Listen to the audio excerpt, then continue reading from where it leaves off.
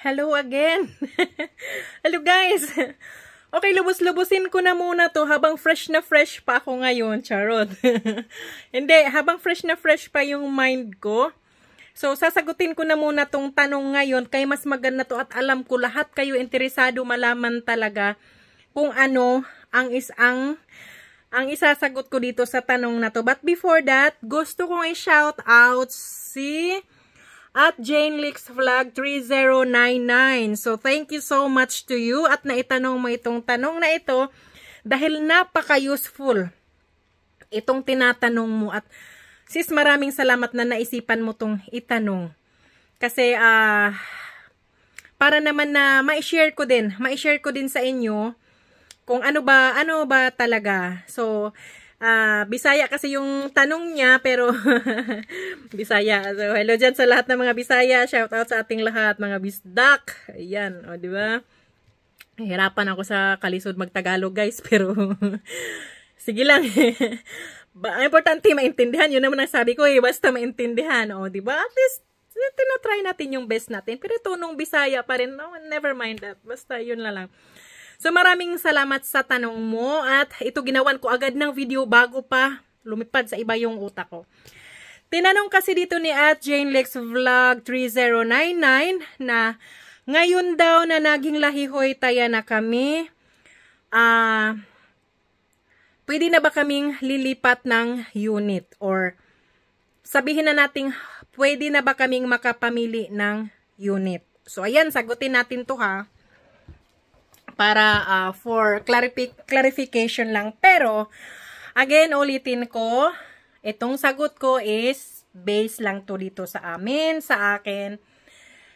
Sa iba, hindi ko alam mo. Tsaka, ayaw kong magmarites para walang gulo. Kaya, mas maganda na yung sarili ko na lang ang imarites ko sa inyo.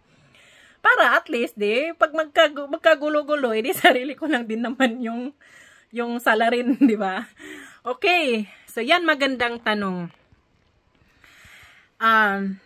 Sa amin kasi dito ba, guys, mayroong mga lugar, so mayroong mga, tawag nito, mayroong mga batches na, may mga lugar silang napupuntahan na yung workplace nila or yung unit nila is, nakafocus lang sila sa isa. Kumbaga, sabihin natin doon sila nakafocus sa Kihitos Vamainen kung yung mga handicap na so doon lang din yun sila. Mayroong mga ganun na doon ka lang mismo sa loob ng unit or sa workplace mo lang talaga. Meron din, so hindi ko siya ikikwento ng masyado dahil hindi lahat. Pero ang pag-usapan natin is itong sa amin para maliwanagan kayo. So ganito, pag sabihin kasi nating malilipat ka ng unit, guys, ang dito kasi sa amin ha, sa 20 kami kasi na So, mostly kasi sa amin dito guys, is meron talagang, yung main talaga is meron kaming Vanhakuti. So, yun yung elderly homes. So, doon talaga, as in kasi lahat ng pinupuntahan, papunta pa lang dito, doon tayo ang bagsak. Diba? So, yun ang bagsak natin. Kapag ang nakalagay sa kontrata mo is sa Vanhakuti ka. So, yun ang bagsak mo. Ang sa amin lang kasi guys is meron kaming tatlo. Or sa amin lang, sa lugar lang sa amin dito. Wag na natin yung isali yung dalawa kasi ano naman yun kumbaga separate naman yun pero pwede kaming mag-work din doon. Pero hindi ibig sabihin na kami yung mamili. Kumbaga nakadepende yun kung pagtatrabahuin ka nila doon. Pero as alahihoy taya, kasi yung pinunta natin dito is sa Vanhakuti tayo. So, dito tayo mag-focus. Ang sa amin sa Vanhakuti, guys, mayroon kaming sa loob lang talaga ng elderly homes, naka-assign. So, yun yung isang unit doon sa Vanhakuti ka. Department. So, isang unit lang, pero mayroon kaming different departments. So, pag-usapan natin yung departamento. Pero, iisa lang ang main na inaalagaan is yun nga, mga matatanda. So, sa amin, isang unit lang. So, merong bali, tatlo siya. tatlo siya. So, yung pinaka-main na tayong lahat na HSS is kung ilalagay tayo sa Van Hakuti talaga tayo. So, maliban na lang kapag siguro nagtagal ka na dyan or siguro sinabi talaga sa iyo na okay, dito kita ilalagay. Bigyan ko kayo ng example. Van Hakuti din naman ako. Kaso, sa Kutihoy to. So, home care. Yung home care is magha-house to house visit ako. Yung Van Hakuti is doon lang talaga sila sa isang big hall or isang big building na nandoon yung mga residents nakatira. So doon ka mag-work sa loob. Yun yung Van Hakuti. So doon ka mag-duty umaga hanggang hapon mga kasama mo. Yung mga inaalagaan mo is nasa loob lang ng iisang building. Ilan sila? Sabihin na natin 20, 25. Nandoon lahat yung mga elderly. So, ibang departamento yon. Yun yung Van Hakuti, elderly home. Pangalawa is yung akin, Kutihoy to. So, yun yung home care. Yung home care naman, marami din kaming clients. Marami akong visit every shifts. Pero, ako ang pupunta sa house nila. Kami na mga hoytaya ang pupunta sa house nila. So, yun ang kaibahan sa serbisyo. Pero, matatanda pa rin. Halos pari-pareho yung mga situations, yung mga sakit. Pero, ang sa Kutihoy to lang is sa kanila ngayon, sa akin, most of them is able pa rin sila na to do things by themselves. Only little, little help lang. So, with our cooperation. Pero, doon sa Van Hakuti is more on help talaga. As in, halos kayo na ang gagawa. Halos dalawa kayo ang magtutulungan. So, yun ang kaibahan. Ang tanong ngayon, sa amin ha, kapag ba naglahi taya, pwede ka na bang mamili kung saan ka? Guys, ito lang ang masabi ko. Sa amin kasi, 6 kami na Pilipinay. So, ang hirap para sa amin na mamili kung saan kami. Dahil syempre, parang unfair din naman sa mga kasamahan namin na pipili ako na doon ako. So, ang ginagawa namin guys, kung saan kami ilalagay na department to go. Hindi kami sinasabing, ayoko dyan, nakakapagod dyan, gusto ko doon sa kasi madali lang yung trabaho. Hindi. Trabaho ang pinunta natin dito. Kahit saan ka pa mapunta, parehong trabaho lang siya. Pareho lang din yung sahod. 'Di ba? Pag lahihoy tayo na pareho lang kayo ng sahod. So, parang So, ang nangyari kasi sa amin ganito, guys. Dati naman talaga sa Van Hakuti din ako. Tapos, hindi ko alam kung sinong nagdesisyon. Sila, syempre. sila, syempre. Kasi pag may meetingan din nila yan, kasi syempre, yung home care is kulang ng, nag-start lang kasi yun dati sa kulang ng kulang ng employees. So, parang ang nangyari doon is, tinapon muna ako doon.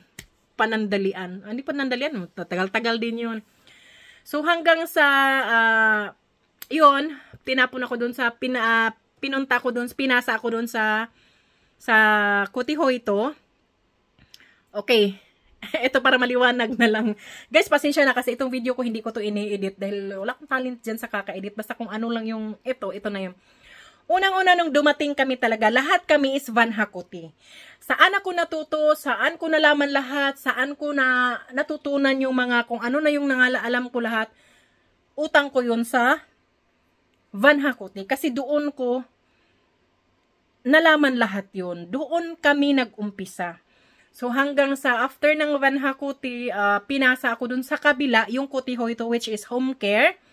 Kasi nung time na yun is parang trinay lang muna ba na doon muna ako ilagay. Tapos, nakailang buwan din nata ako doon. So, yun. So, dahil nga kami siguro, apat pa kami nung time na yun. Tapos, napag-usapan din nila. Hindi naman kasi kami guys makapag-desisyon. Sila kasi yung magdedesisyon kung ano yun ang para sa amin. Tsaka wala din kaming rights na parang mag-refuse ba. Kasi yun ang pinunta natin dito kahit saan ka pa ilagay, matatanda din naman lang din yung alagaan natin. Pareho lang. Yun nga lang, syempre, sa serbisyo, sa galawan, sa parang may pinagkaiba. So hanggang sa napag-usapan na i-rotate nga kaming apat para magkaroon kami ng experience kasi meron din kami ditong bed ward. Kumbaga parang semi-hospital siya. So ang nangyari is nag-rotation kami, na-assign ako doon ng 6 months. So I've been there for 6 months and medyo mahirap guys kasi alam nyo na, medical na talaga yung mga pero laban lang kasi gumagapang lang naman ako sa finish lang talaga pero bahala na, basta bahala na si Batman. So yun, naka 6 months ako doon. Tapos yun, after ng rotation na yun, so hindi pa kasi kami tapos sa Lahi Hoy Taya nung time na yun, student pa lang kami. So parang in-stop muna yung rotation na yun dahil dapat talaga kapag once ang na-assign doon is kailangan talaga Lahi Hoy Taya ka na. Kasi yung mga i-perform mo doon is hindi lang siya as in yung basic lang. Imagine niyo na lang yung mga nasa hospital na style. So ganun siya. So kailangan Lahi Hoy Taya at saka Sairan Hoy Taya ang nandoon. So ni-stop muna yon. So ang nangyari is bumalik kami sa dati. So bumalik ako sa Van Hakuti for 2 months. Tapos nag-rotate kami ulit. After ng 2 months, nabalik ako sa Kutihoyto. So hanggang ngayon, nasa Kutihoyto na ako. So yung, dalawa kami sa Kutihoyto ngayon. Yung dalawa naman is nandoon sa Van Hakuti. Pero anytime changes na mangyayari kung ano yung, so kailangan namin na be flexible. Kung ibalik man ako sa Van Hakuti, okay lang. Kung yung nandoon sa Van Hakuti, ipunta dito sa Kutihoyto, okay lang. Pero at least kami lahat, nakatry na ng mga departamento na to. Parang nalagay na kami dyan. So, alam na namin. So, ang nangyayari dyan, syempre, mostly sa department ko is makukulangan kami ng workers. So, nagtatawag kami doon sa Van Hakuti, which is yung nakatry na talaga magkutihoyto. So, ganun lang ang rotate namin, guys. Sa isang unit lang din kami. Sa isang unit, pero magkaibang departamento. So, syempre, yung bed ward guys, yung parang semi-hospital, inaatrasan ko lang yun. Kasi nga, syempre, kailangan mo yun yung puho mo dun Kailangan yung suwamin kiili mo doon is, heaven na Kasi pagdating kasi sa mga medical terms na doon, patay. Parang, sabi ko, teka lang. Parang kailangan ko munang bumalik kung saan ako nang galing. Kasi, yun na talaga. So, iba, may kaibahan talaga siya kasi lahat ng makikita mo doon is as in medical equipment, lahat as in, imagine niyo na lang kung nasa hospital kayo, nandoon mga doktor, nandoon mga nurse, nandoon yung mga serious cases, nandoon yung mga inooperahan ng mga duguan, nandoon yung mga di-oxygen, nandoon yung namatayan ka na, nandoon yung magbalot ka ng patay, basta ganun siya guys. So, kailangan yung puho mo dyan, yung puho mo is heaven, no? So, hiva is not enough, okay? Alam niyo na, syempre, paano tayo makakagawa ng reporting? Paano tayo makakapag-report kung may mga something na nangyari ng mga emergency na nataon na ikaw ang nasa duty? So, yun ang mahirap. So, yun lang naman talaga. Pero madali tayong matuto, madali tayong turuan pagdating sa trabaho. Hindi sila namang problema dyan. So, yun lang. Kapag Lahi Hoy Taya ka na, yung unit ganun pa rin. Tapos, yung sahod nyo is ganun pa rin. Pareho naman kayo. Pareho kayo ng ginagawa. Yun nga lang, magkaiba lang ng department kung saan ka na-assign. So, kami naman guys, para to be fair sa mga kasama ko din, ayokong mag-decide na dito na lang ako. Ayoko rin sabihin na bumalik ako sa kabila. Hahayaan ko na lang yung management na sila yung magde-decide kung may gusto bang ipalit doon sa akin at ako muna, balik muna ako doon sa Van Hakuti, tapos sila muna sa Kutihoyto. Yung ganun. Kasi, hindi ko pa alam sa ngayon dahil, yun pag-uusapan natin sa next kong na video kasi magre-renew kami ng contract at hindi ako sure kung itong contract ko na to is permanent na ba talaga ako na sa Kutihoyto ako. Kasi sa ngayon is, yung Van Hakuti kasi is full of workers sila doon. So, they're not needed anymore any workers. So, sa amin kasi is talagang parang nandoon ako ba, doon ako na.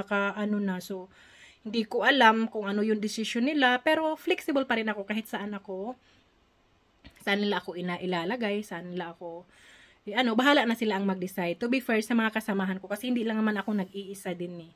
At saka hindi din ako pwedeng makapamili din kung saan ako. So, para at least, sa amin ba, patas doon sa mga kasama ko na mga Pinay. Pero, ang sa amin naman kasi guys, alam naman naming lahat, tanggap naman naming lahat kasi. Kasi wala naman kaming problema sa workplace ko, sa workmates ko, sa mga kapinay workmates ko, kabayan na workmates ko, wala kaming problema kasi lahat pinag-uusapan namin at sinasabi namin na, kung ano yung decision nila is, yun na yun. Wala kasi kaming guys, wala kaming inggitan, yung wala kaming ganun. Basta, sige lang mag-work lang tayo, ano namang pinagkaiba, pareho lang naman tayo na sinasahod, ano namang, diba, yung mga ganun, kasi, hindi naman maiwasan siguro sa iba may mga doon, bakit sa doon nilagay, bakit bakit ako nandito pa, bakit gusto ko yung mga ganun na so, wala sa amin yun, kaya wala kaming problema talaga as a workmate, so, wala kami doon, basta hihayaan lang namin na, kung ano yung decision nila, magugulat na nga lang kami na, ba't may, ang sa susunod ko na lista is dito ako, bakit yung ilang araw ko may shift ako doon sa Van Hakuti, yung mga ganun, so, hindi na namin question yun, basta, dutihan na lang namin yun na yun. Pero kung mayroon naman kaming mga bagay na parang nagbibigay sa amin ng parang naaano kami ba, nababother na to, isa ako dyan. Number 1, pinaka nag-iisa ako na laging nagtatanong. Bakit ganito? Bakit ganyan? Bakit ganito? Bakit yun? Lagi akong may bakit. At saka kailangan mo talagang mag-explain sa akin. Kasi ako guys, ang klase ng tao na hindi ako titigil sa kakatanong hanggat hindi ko naintindihan. Alam nila yun. Alam nila dito yun. Matanong talaga ako guys. Kaya marami akong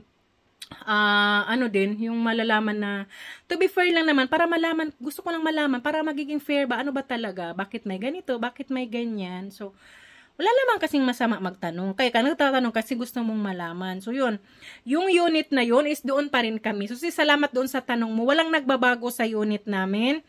Doon pa rin kami sa unit namin. Iba-iba lang kami ng department. So, yung department na yun, nakadepende din kung saan kami nila i-assign or sasabihin din naman nila sa amin na, ikaw, sa next list mo, doon ka muna sa Van Hakuti, tapos muna dito. Ganon.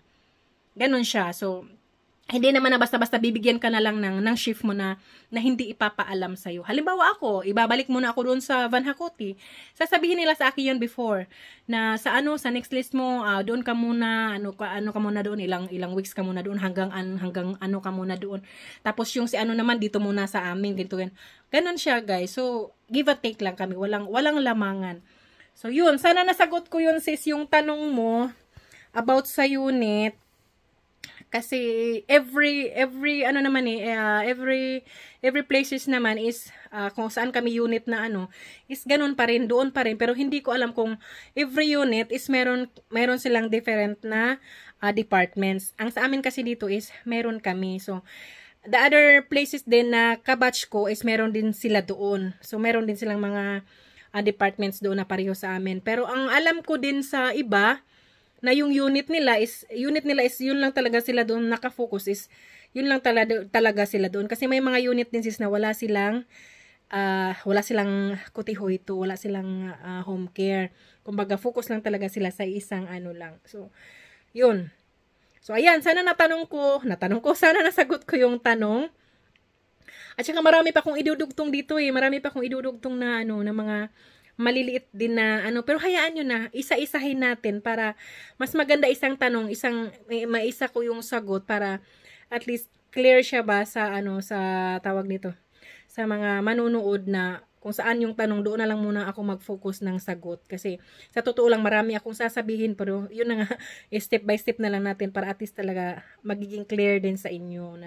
Pero guys, ito din kapag meron hindi maliwanag sa inyo yung pagkasabi ko dito or parang naguguluhan kayo, mag-comment kayo sa baba. Sabihin nyo sa akin, ulitin mo nga kasi naguguluhan. Ulitin ko talaga. Pag sinabi nyo na, sis, pakiulit naman ano yung sinabi mo, di ko magets. Comments lang kayo dyan, huwag kayo mag-alala. Basta kung may mali dyan, comments din kayo. Kung meron kayong hindi gusto sa sinabi ko, i-comments nyo naman. Para at least alam ko din. Di yung nagdadaldal lang ako dito. Tapos, di ba? Kaya nga magchikading tayo Pero pangit din naman yung nagchichika ka dyan, nagchichika-chika ka dyan. Di naman naintindihan din nung Kaya mas maganda, i-comments nyo talaga dyan. Para pag meron kayong hindi naintindihan, ulitin ko ulit. para maintindihan nyo. So, yun. Kasi, may oras na ako guys, may oras na ako para sa inyo na makipagtsikahan. So yan, babay ulit at saka, yun, wala lang, ganado lang muna ako talaga ngayon na mag-ano, habang fresh pa yung tanong. So yan, basta mag-ingat kayo dyan palagi guys, lahat tayo mag-iingat at saka, yan, God bless po sa ating lahat.